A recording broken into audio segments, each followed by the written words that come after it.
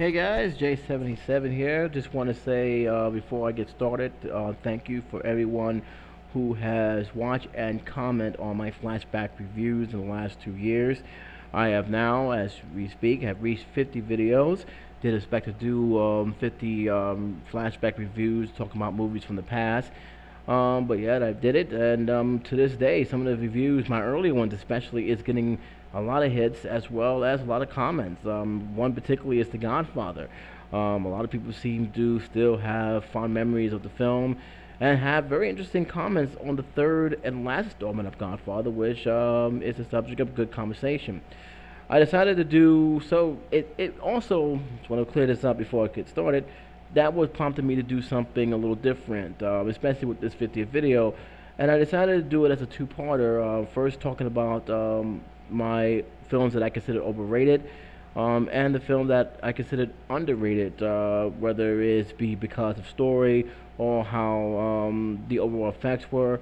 And I wanted to give my own take of why I felt these films were uh, underrated and overrated. Basically, mostly due to child experience, to my take and my personal taste on films.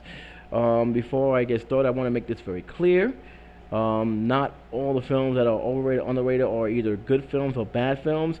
Some of the movies that I put on here, you'd probably be a little bit surprised, but at least I will give my reason. Doesn't mean they're bad, awful films. It just means that I just don't feel they don't deserve the hype that it has gotten, especially that it still has today.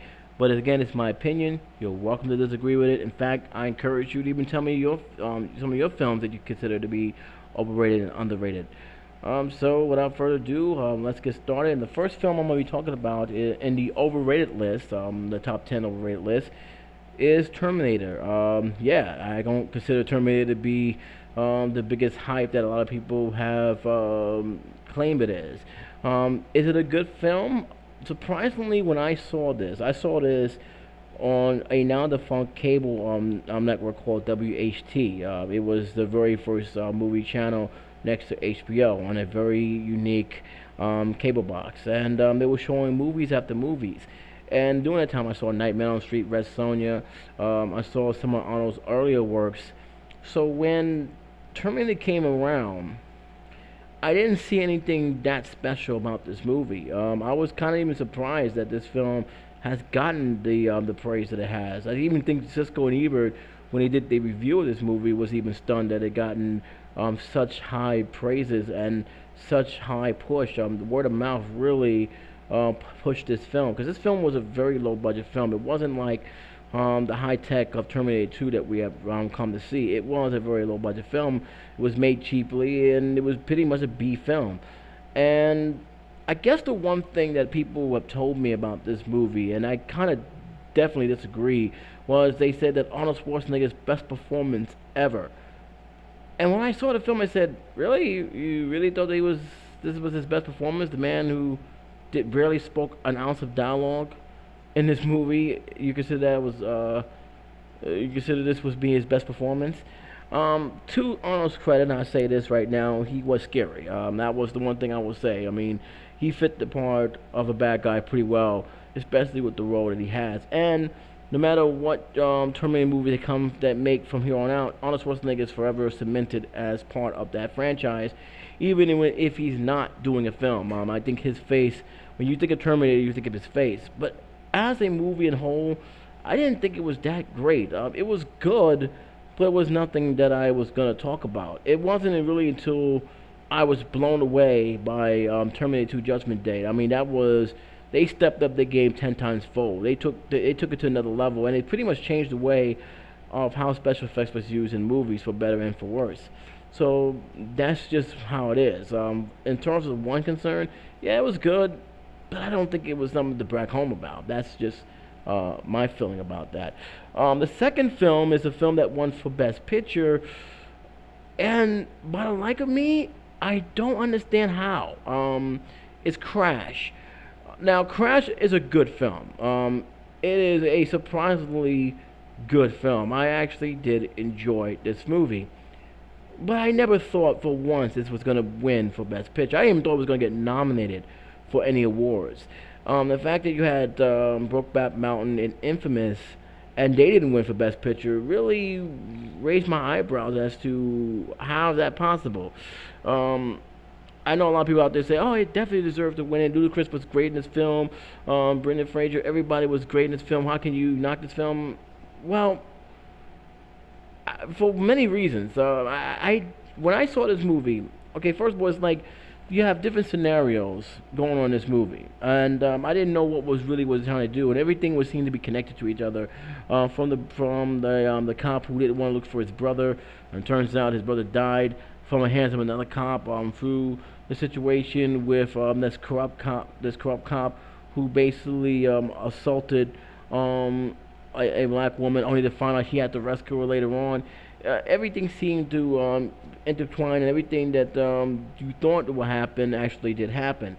Overall, was it terrible? No, I thought that they handled it perfectly well, and for the most part, I actually gave it a 3.5 stars. But when I heard it was nominated, I said, "Man, that's surprising. They nominated the film, even though I didn't think they deserve it."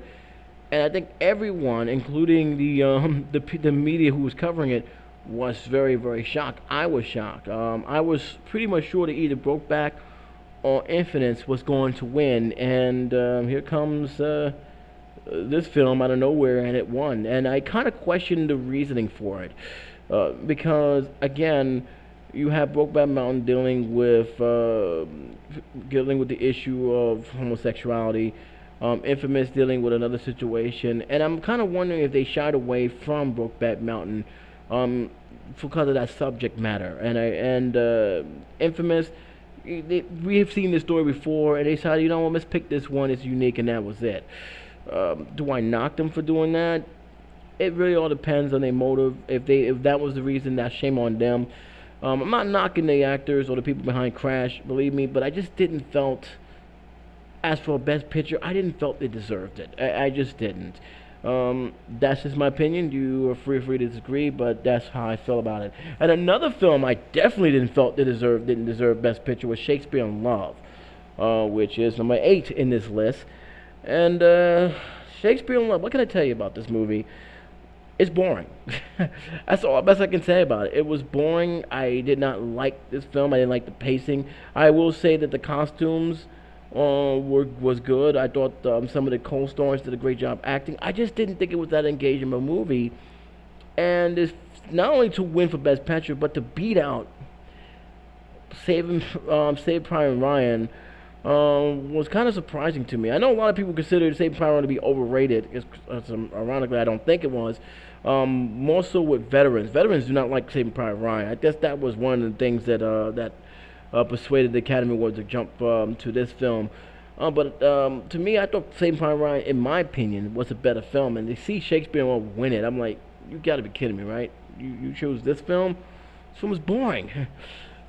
But that's just how it is. I have, there are some good things about the film I like. I have no problem with the full performance. It didn't keep me engaged. It's not one of those films that I go back into. It's not a film that I have much memories of. And to me, I don't consider it as a strong contender for the Academy Awards. Of course, somebody's going to be out there saying, "No, you don't understand the truth of the film." Trust me, I do. I've seen a lot of films. There are a lot of films that I thought that was worthy of the Academy Awards. I'm not even arguing. And there are other films that I just scratch my head. That's just how I feel. Another film that also won an Academy Award, nobody should be too surprised to see this list, is Titanic. Titanic, I will say this. The first hour and a half, I was bored. The first hour and a half, I was bored. The second hour and a half, especially with the climactic sinking of the ship, I was into it. I think the film, to me, was way too long to what it deserves. I give James Cameron a tremendous amount of credit. The effects he did for that film was outstanding. There's no question that I believe that he deserved, at least, if anything, to be nominated for Best Director. Best Picture, I'm not too certain, but I know a lot of people who love Titanic will say, leave this movie alone, it's great. I will say this had more female audience going to see this film again than any other film that I've seen in a long time. A lot of females a lot of young females, moviegoers, really support this film. I mean, one person I knew, she saw it 5 times. Kept coming back teary-eyed. I can never understood how that's possible.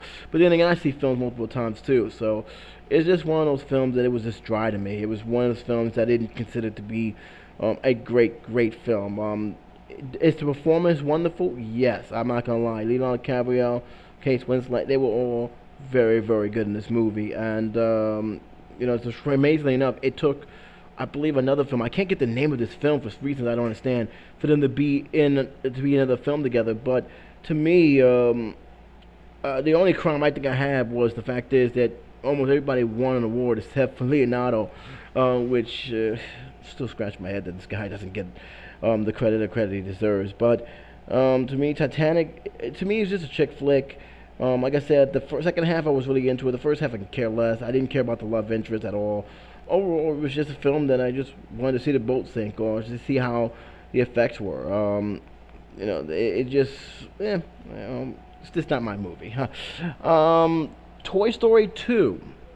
Yeah, this is in here. I'm gonna make this very clear. I like Toy Story 2. I don't hate this film, but I didn't think it was better than the first one. A lot of people consider, oh, this is better than the first one. It's a great sequel. It's wonderful. How can you hate? I just wasn't that into it. This movie. I think that a lot of things is that I've seen this story before, and even though it was good, I didn't think it was great. I didn't think it deserved this tremendous amount of credit that it had. Don't get me wrong. The Toy Story trilogy as a whole is something that every parent should have and show their kids at least once, especially during the holiday season. These movies make great holiday movies. So I want to throw that out there. They're definitely the better trilogy, which makes me worried because there's stories now, more and more now than ever, that there may be a fourth Toy Story on the way. I'm like, God, okay, they ended just in a high note the way they did. I mean, 3 was fantastic, but I'm not talking about 3.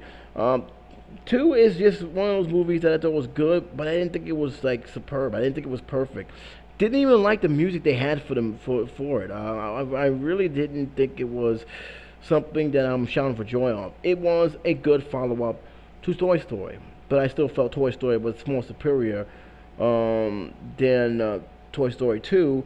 And ironically, Toy Story 3 was way better than Toy Story 2 and 1 because they really felt they was giving it a proper send-off, which makes me again worried about 4.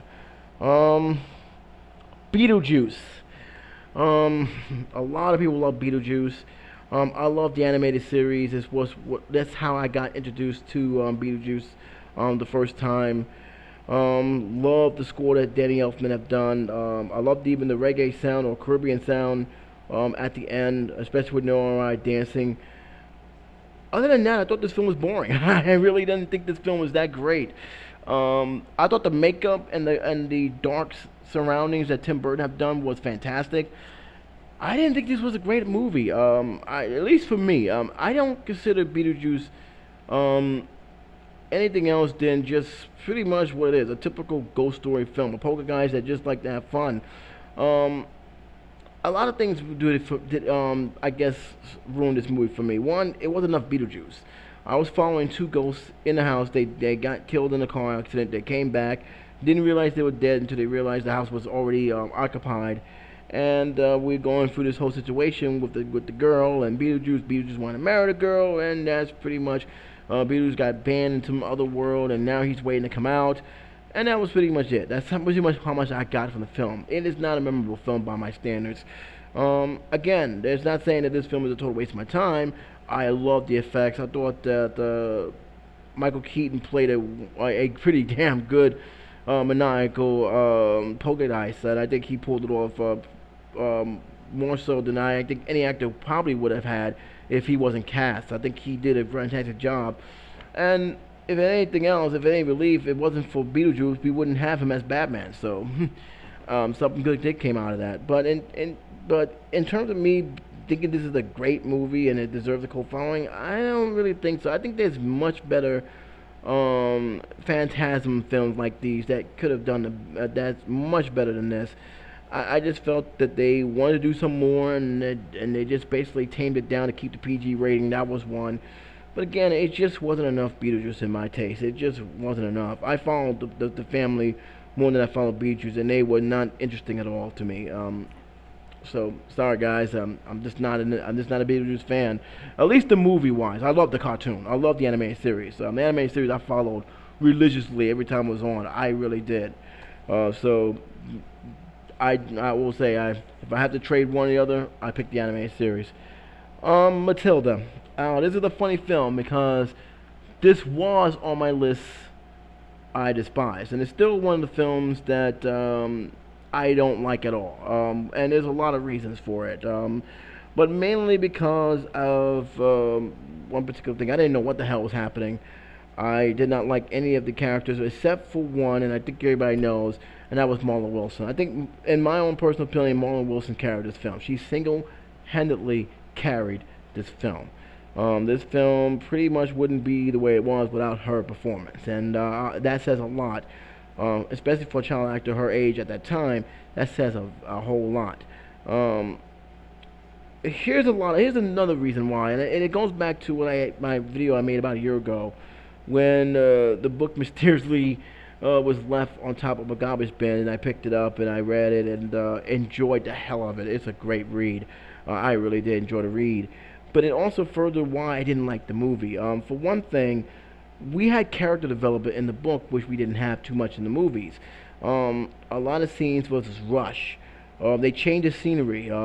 Matilda was supposed to be in the UK. She's in the United States. They focus way too much on Matilda and the professor, or the dean, and where the book actually not only focused on Matilda, but her family, what their family was, the teacher, what she was going to, what she was trying to do to help Matilda, to this vernacular woman, which I really did hate in the book.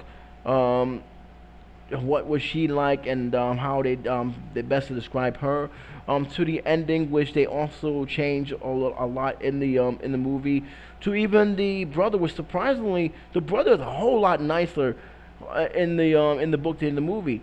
So you had a whole lot of stuff being said in the book that wasn't really being translated well in the big screen. I never once got that. I got the pranks that she was doing, but everything seemed rushed. Everything seems missing. You didn't know why they was try her parents was really treating her bad, other than the fact that it was treating her bad, in my opinion. And it really, to me, just focusing on the antics and the kids in danger scenario is really not enough. There has to be some kind of layer. There has to be some kind of character development. And I felt Matilda didn't do it. It didn't do a great job on that. And I ended up hating that film for that. Because when I was watching this film, I said, what the hell is going on? Why are these people so mean? Where are the parents? Where are the authority? Why she's willing to get away with it? How come this teacher is afraid of her? How has Matilda got these powers? It's not really explained. The book actually explained it. It didn't go too deep into detail, but it went enough in detail to say, this is what's going on, this is why she has the powers, this is why she's no longer using her powers, because, and that they changed that too. So it was a lot of stuff that they didn't do well in the movie, and for that I ended up hating the movie for it. This film has a huge cult following, and it's kind of funny because this film bombed at the box office. It didn't make its money. I mean, if you look at the receipts intake, this film didn't do well in the box office at all. But amazingly enough, I find a film that bombs like this but still has a strong attachment to it, it tends to pick up a cult following more than those who actually succeed. This film has, for reasons even I have to admit don't understand, really has a strong bond with a lot of people, to the point where if you even talk bad about this film, they will come on your channel and basically bash you for it. That's fine. You guys love this film. That's good. I just didn't see the love affair with this movie. I felt there were other films that was 10 times better than this movie and was adapted 10 times better. I just don't see it. It's one of those films I don't see. Sorry. That's just my opinion about that. Next up, Purple Rain. This film has a personal history with me, a personal connection with me. Um, this film was the very first film that my mom took me to in theaters. I think it's more because of the fact that she wanted to see Purple Rain because she was a huge Prince fan. She had almost every album that he came out with. She really followed him, and along with the movies that was coming out in theaters. And I believe he came out with three films. One of them was actually more of a forgetful documentary of music, but in all, if you look at his resume, I think he came out with three, four if you count the documentary. One being Graffiti Bridge, which completely bombed. But Purple Rain has this huge love, especially within the urban community, as being this great classic. And yet, when I saw it, I just can't remember this film. I can't remember nothing of this film. Before you say, well, you was a kid, you was an infant. How old were you? I think it was 4 or 5 when she took me to this movie. And a lot of people say, oh, well, you can't remember this film. You was that young. Not true. Because one, I saw this film multiple times when I was an adult and a teenager. Two, I can remember vague descriptions of what I saw when I got in that theater. I can remember a guy smoking in the left corner in that theater. It was a big theater. I remember that guy smoking. I don't know what he was smoking, but I know he was smoking something. I remember the first trailer I saw when I was little. Jason Live, Friday the 13th, Part 6. I remember that trailer, and it was almost like yesterday. I was sitting down, we was walking in the theater, the trailer was playing, and then you see this tombstone, and you see lightning hit this tombstone, and it says Jason Live, Friday 13th. I remember that. That was like that's something that stood glued to me throughout the end of time, and it probably will stay glued to me till I leave this earth. I also remember the vague dark lighting that the theater has when I went in there. But when I sat down and watched the movie, and I remember this clearly because one of the first scenes was when he was singing the song "Let's Go Crazy." The next thing you know, he had a fight with his father. That was it. That was the only thing I remembered about this film. And my mom told me that I was crying in this movie theater. Don't remember that part, but I do remember that we probably left early because of that. That was probably the last time as a kid that she took me to see a movie with her. We went to other movies together. While we saw Hear No, See No Evil. We ended up seeing, I believe, Phantom of the Opera, Nightmare on Elm Street 4. That was the real last film that we actually saw together. But we went to other films, but I was a teenager now, so it wasn't like I was a kid. But this film, out of all the films that I've seen in my years, this film continues to be erased from my memory. I can pop on this film right now. I can go get it on DVD, watch it. This film won't stay with me. And after a while, especially looking at music movies, Pond did a review on this. Good review, by the way. I understood why. And I'm going to give you an example of what Pond did. Pond, and in case you don't know, he reviews not only the movie aspect of the film he's reviewing, but basically the music and what make these movies so good and what they make these movies not so good. He does a fantastic job. And he goes into detail each music that's being played in that movie. He went through Purple Rain and he almost didn't cover the music. He barely even spoke about the film. He just went, he talked about Let's Go Crazy, a couple other songs that was done by other artists like The Time, and that female group band, I can't remember. But he never really went into vague details of what this film was about. And then it dawned on me why. And this is pretty much why I can't remember this movie. There wasn't really a straight plot. A whole lot of stuff was going on. The characters was not interesting. The acting, I'm just going to keep it real. Prince is not an actor. I mean, his acting was horrible. I mean, most of everybody in that movie was horrible in acting. And yet, this film did one thing, and I gotta say, that redeemed it from complete disaster. And that was the soundtrack. You're never going to hear me argue about the soundtrack. It is one of the greatest soundtracks ever made. It's one of Prince's greatest, if not the greatest album he ever done. And that's an accomplishment that all falls on Prince because he is a wonderful performer. There's no question. The album is wonderful. The movie is not. And I often wonder if this film got the cult following stamp of approval because of the soundtrack. Because if I ask a lot of people about the movie, they're sure they'll give you vague details, but they don't go deep into to why it is. I can't go deep into this movie. Even if I watch it fresh right now, I literally will have to write these things down because I won't remember what's going on. I remember he had a fight; it was a dispute. I remember he was cocky and arrogant. I remember his father shooting himself and surviving. And I remember him singing "Purple Rain" and then two other songs, and that was it. I don't remember anything else, but I remember the music he played in there. I remember the music he played in there, and that's how powerful the music is. So I often wonder, again, is this movie is well known because it's a great movie, or because it's a bad movie but has a great soundtrack, and that soundtrack alone is covering for almost all the mistakes, all the bad acting, all the poorly shot camera angles, the editing. Is it really was that enough to cover for all that mistakes? And surprisingly, in many ways, yeah, it did. It really did. Film was nominated for the Academy Award, which is kind of ironic, but it did. Um, to me, I'm going like this. Soundtrack, great, wonderful. Not gonna argue with me. Movie, not so much. Not so much. The next one, number two. Surprisingly, a lot of people thought it was gonna be number one. It's not. The Room. Um, I didn't know this film existed until I saw it on Nostalgia Critic, and I kind of wish I haven't seen this film. I'm just gonna throw it out there. This is the worst film. It's on my I can't stand list.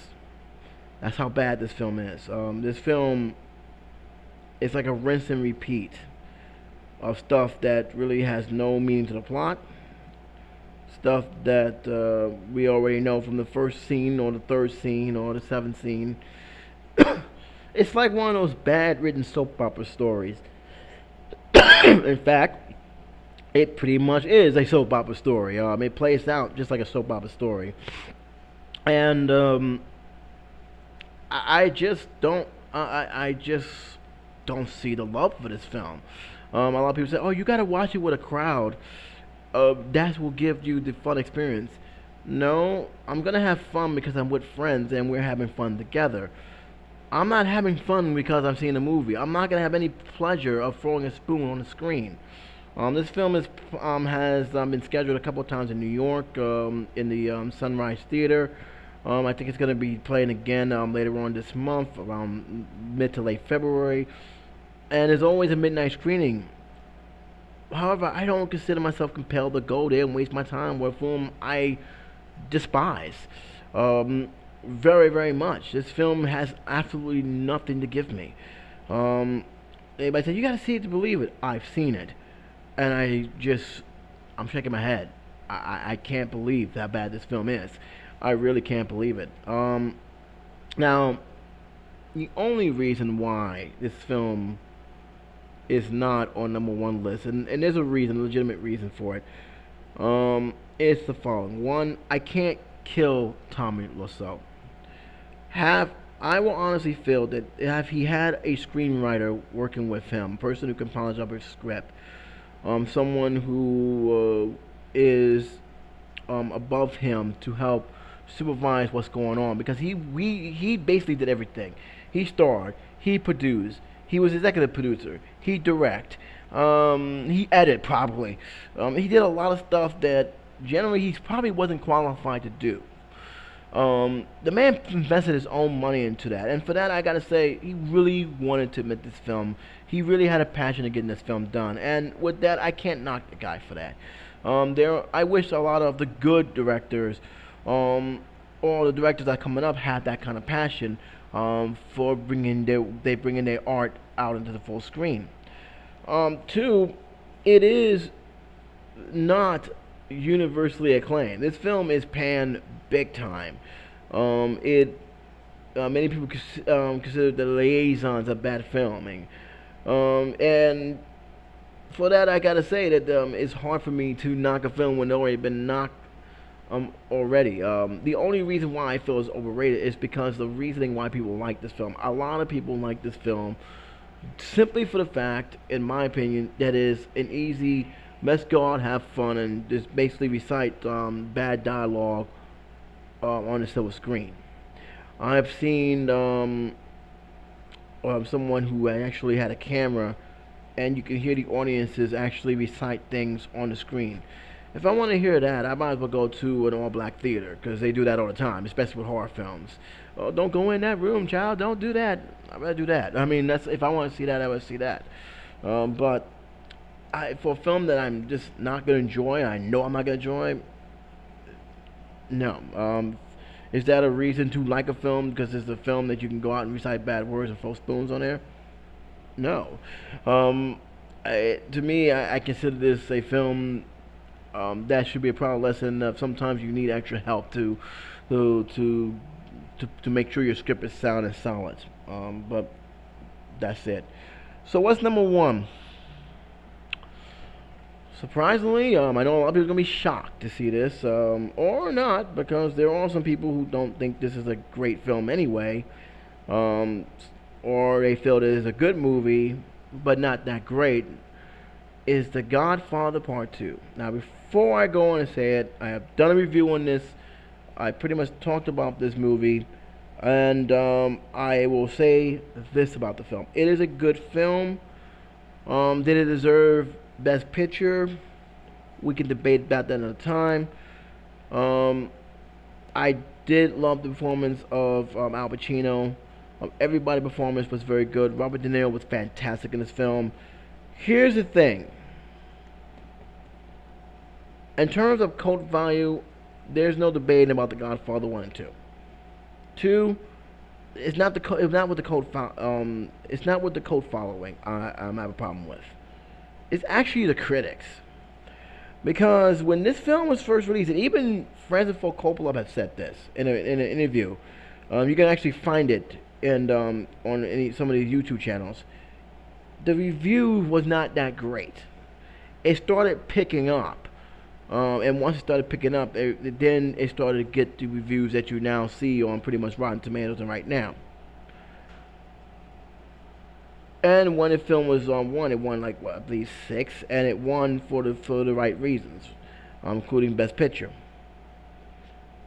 But here's the thing: to say that this film is number one best film of all times, period.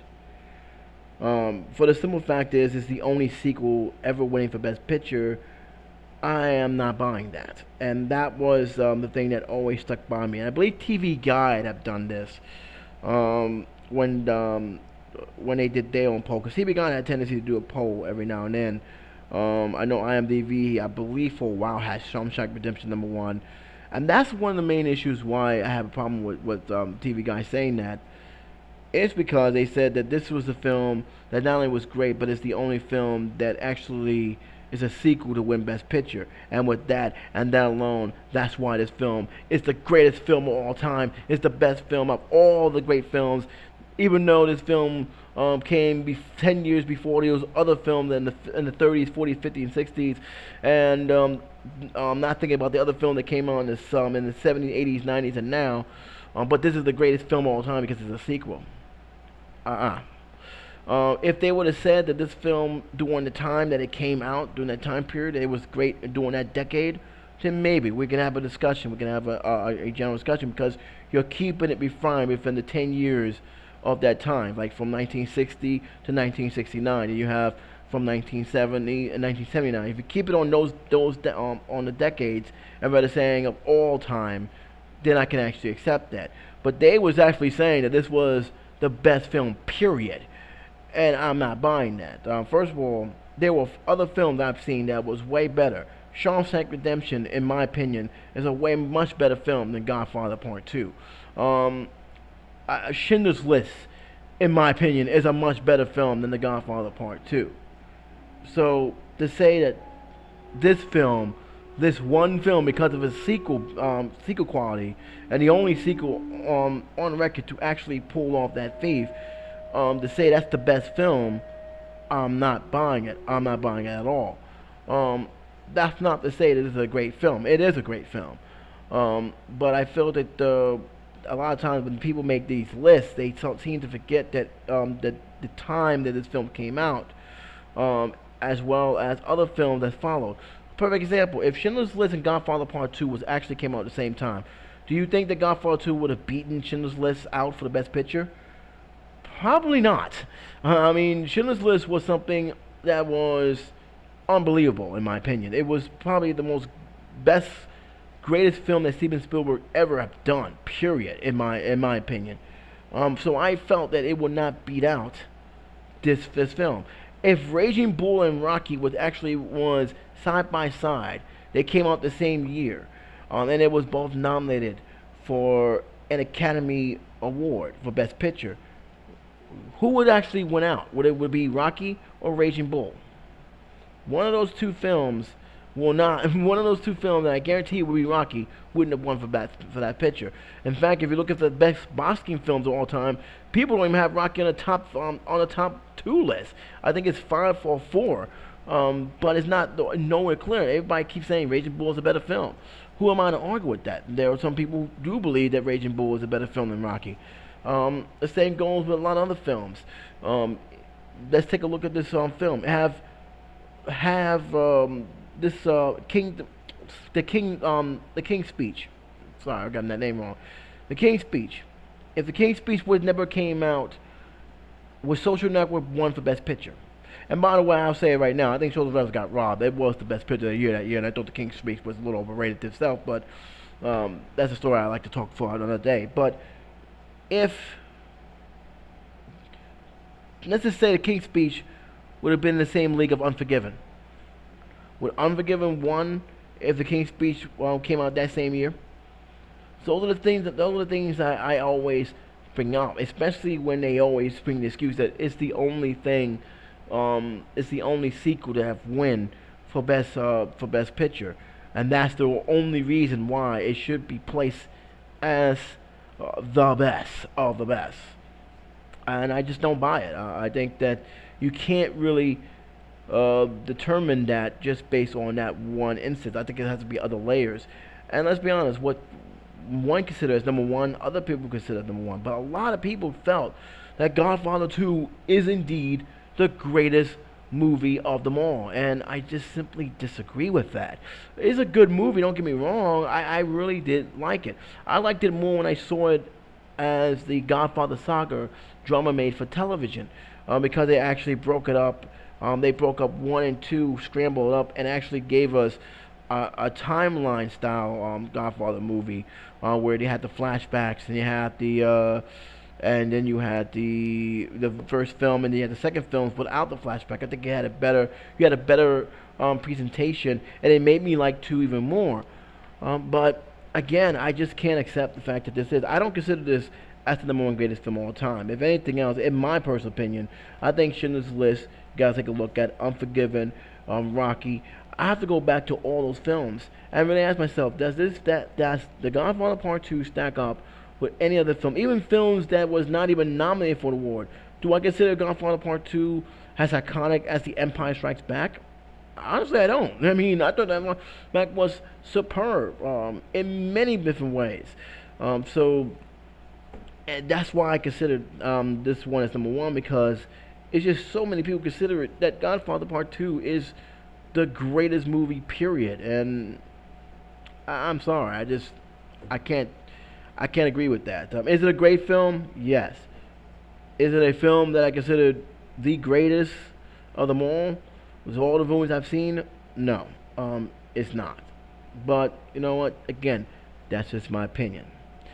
So, this take care of part 1. I will be back with part 2. And I want to say again to all of you guys, if you don't agree with me, that's fine. I understand. You guys have your own taste in movies.